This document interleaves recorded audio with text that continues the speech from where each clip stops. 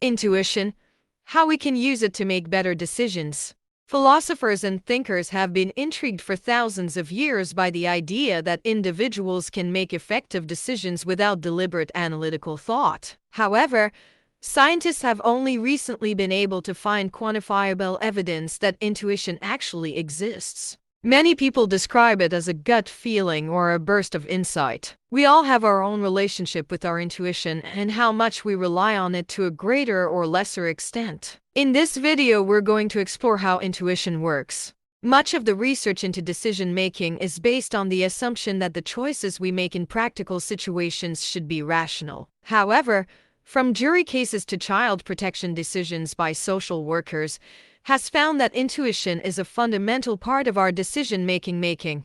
Whether we like it or not, intuition is an intrinsic part of our decision-making processes, so it's important that we share with you how you can create conditions that foster its optimal functioning. What is intuition and how does it work?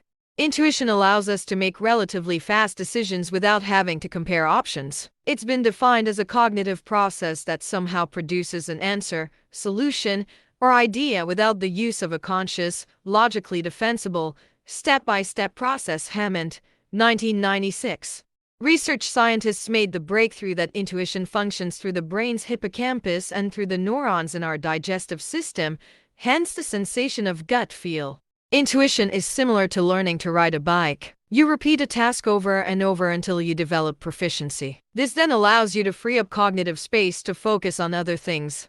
Our brain is constantly searching for recognizable patterns or cues so that it can initiate a decision or a behavior that has served it well in the past. When a similar cue or pattern appears, it stimulates our intuition, and it immediately kicks in. When we see a number of different cues at the same time, we allocate a weight of importance to different cues. The brain will evaluate some cues as more important, link them to previous experiences, and come to a conclusion.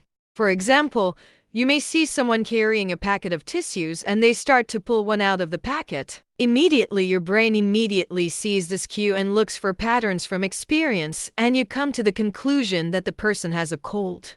However, the brain looks to add weight to different cues, so if the person pulling a tissue out is next to a person with puffy eyes and is sniffing, the brain may place greater emphasis on the person with the facial symptoms of the cold and come to the conclusion the tissue is for them.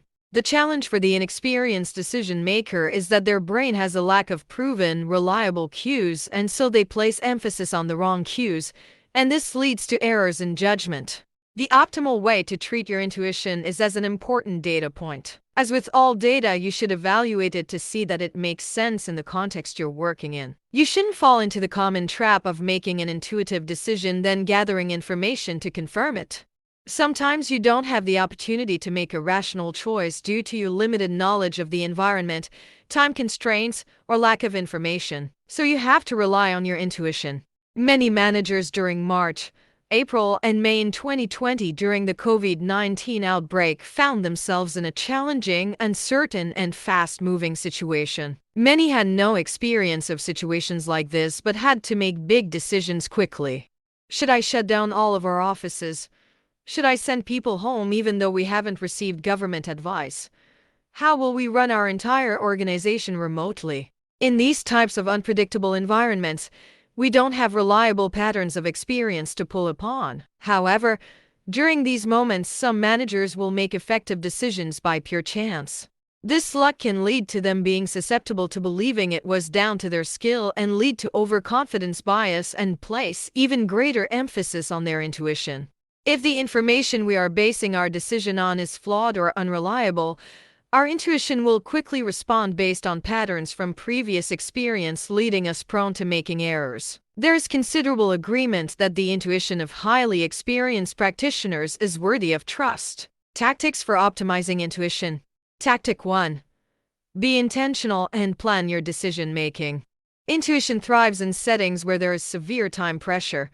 The stakes are high, information is inadequate, and goals are often unclear. By building in good disciplines to your schedule, such as end-of-week reviews, monthly and quarterly planning sessions, we can identify and anticipate upcoming decisions, so they're not rushed. We then have more time to plan for decisions, Build our information gathering capability and conduct analysis.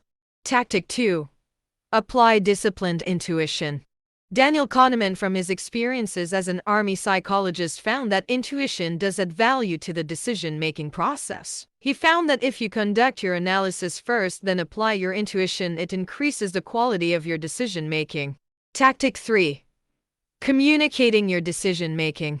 It can be difficult to explain our intuition to others, so it can negatively impact the level of buy-in and implementation by our teams. In our work as consultants, we frequently meet managers who make huge logical leaps through their intuition and then set the direction for the team based on this surge of insight. The team are left wondering what the rationale for the decision is.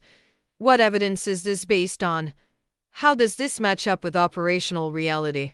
They often even struggle to understand what the first step is they need to take to achieve their manager's vision. When we work intuitively, it can be challenging for our team to understand the rationale behind our decision and therefore deliver effectively on our decision.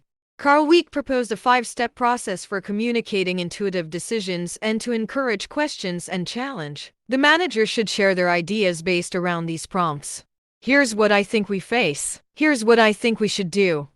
Here's why. Here's what we should keep our eye on. Now, share your reflections, perspectives, and thoughts on what I've just said. For step 5, it's important to reduce the impact of authority bias so that your team don't just defer to your decision. It can be useful to break them into smaller groups to discuss what you've shared with them. They can then share their thoughts, and you should be open to taking their suggestions on board.